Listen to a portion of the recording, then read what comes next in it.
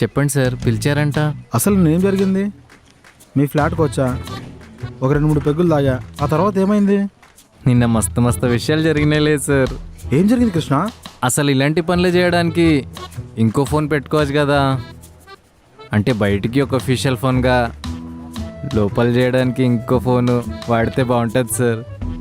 రెండింటిని మిక్స్ చేయడం ఎందుకో. ఏం మాట్లాడుతున్నావు కృష్ణ? దేని గురించి? అవును, మీరు నాకు క్లారిటీ ఇవ్వాలి. మీ క్లయింట్స్ ఒక్కరా ఇద్దరా? స్పెసిఫై చెప్పకపోతే ఎట్లా తెలుస్తుంది? అసలు క్లయింట్ 1కి మీకు సంబంధం ఏంటి సార్? అదే సార్, కోమలి గురించి మాట్లాడుతున్నా. వీడికి మొత్తం తెలిసిపోయినట్టుంది. అవ్వా, క్లయింట్ 1, క్లయింట్ 2, క్లయింట్ 3. పనులేమో క్లయింట్ అని, లోపల చాట్ ఏమో. నా పర్మిషన్ లేకుండా నా ఫోన్ ఏమైనా చెక్ చేసావా కృష్ణ?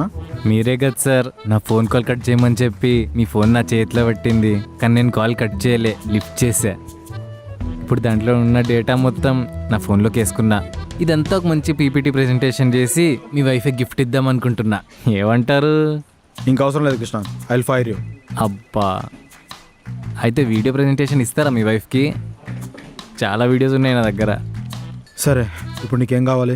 నా డిమాండ్స్ ఏంటంటే, ప్రతిసారి నా దగ్గర వచ్చి ఈ పని చేయి ఆ పని చేయని నన్ను సావదొబ్బొద్దు. అండ్ మా ఫ్రెండ్ రేవంత్ గడు ఉన్నాడుగా, ఆడిని మీరు హైర్ చేసుకోవాలి. ప్రస్తుతానికి ఇవే నా డిమాండ్స్. అసలు నువ్వు ఇలాంటి అని అనుకోలేదు కృష్ణ.